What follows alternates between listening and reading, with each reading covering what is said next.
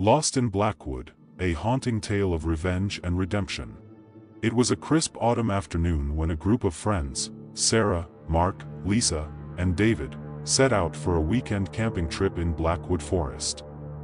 The forest was infamous for its dark history and rumors of hauntings, but they brushed off the stories as mere local folklore.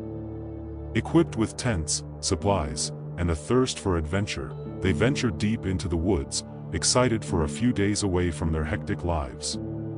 As they hiked deeper into the forest, the dense canopy above began to filter the sunlight, casting eerie shadows on the ground.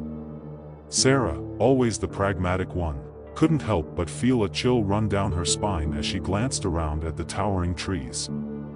The deeper they went, the more oppressive the atmosphere became, as if the forest itself was watching them.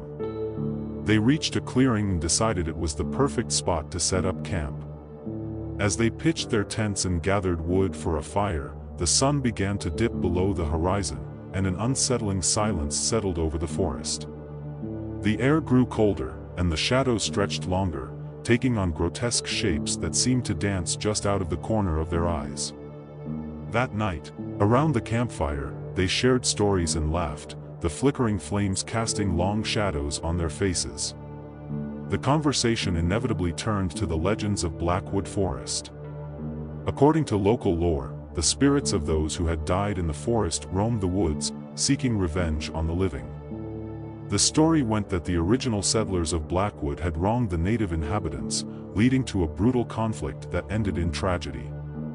The settlers, in their greed and ignorance, had desecrated sacred land, and the spirits of the fallen had never found peace. Instead, they haunted the forest, vowing to torment any who dared to enter their domain. As the fire burned low, the friends retreated to their tents, the weight of the eerie tale lingering in the air. Sleep came fitfully, with every rustle of leaves and snap of a twig outside sending shivers down their spines. The forest seemed to come alive in the darkness, the shadows shifting and whispering secrets in the wind. The next morning, they awoke to a strange stillness. The air felt heavy, and an unnatural fog had settled over the campsite. As they prepared breakfast, they noticed subtle changes around them. Trees seemed to have moved, paths that were clear the day before now twisted in unfamiliar directions, and the forest felt tighter, more confining. Throughout the day, the friends explored the area, trying to shake off the growing sense of unease. However, the forest seemed intent on playing tricks on their minds. They found themselves getting lost, even in areas they had previously mapped out. Paranoia began to creep in, and tension grew among them. By evening, they were on edge, snapping at each other over trivial matters. The once jovial camaraderie had turned into distrust and suspicion. The forest felt alive with malevolent intent, feeding off their fear and anxiety.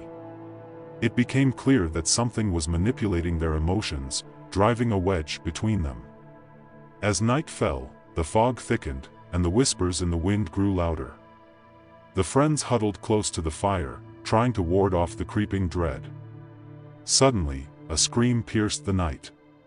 It was Lisa, who had wandered a few steps away from the group. They found her standing rigid, eyes wide with terror, pointing into the darkness. There, in the shadows, they saw them, ghostly figures, their eyes burning with rage, their forms shifting and flickering like candle flames in the wind. The spirits of Blackwood Forest had come to claim their due.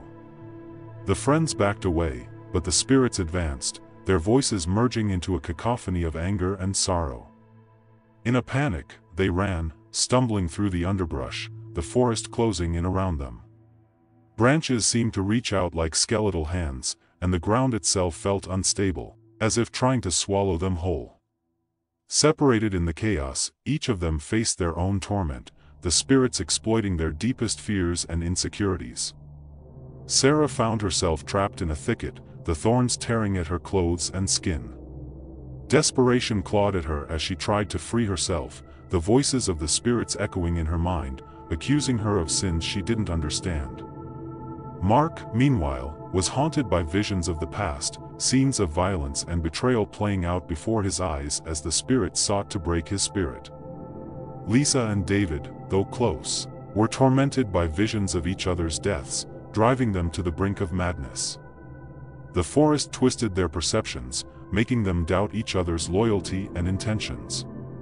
It became clear that the spirits were using their connections and emotions against them, turning their bonds into weapons. As the night wore on, the friends managed to find each other again, battered and broken but determined to escape. They realized that the only way to survive was to confront the spirits head-on and uncover the truth behind the hauntings. Together, they retraced their steps to a clearing marked by an ancient, gnarled tree, an old site of significance in the forest's dark history. In the cold light of the moon, they unearthed a buried relic, an artifact that once belonged to the native inhabitants. As they held it up, the spirit's rage intensified, but there was also a sense of sorrow and longing. Sarah, in a moment of clarity, recognized symbols on the relic that matched a birthmark she had always considered a curiosity. It dawned on her that she was a descendant of the original settlers, a part of the bloodline that had wronged the spirits. Understanding her connection to the past, she spoke words of apology and remorse, promising to honor the memory of the fallen and to protect the forest. The spirits paused, their forms flickering, the anger in their eyes giving way to a resigned peace. Slowly, they began to dissipate, their whispers fading into the night. The fog lifted, and the forest seemed to breathe a sigh of relief. The friends, exhausted but alive, made their way back to camp, the first light of dawn breaking through the trees. In the days that followed, they honored their promise, working to preserve the forest and educate others about its history. The haunting ceased, and the spirits found the peace they had long been denied. The friends, forever changed by their ordeal, left Blackwood Forest with a newfound respect for the past and the unseen forces that shape our world.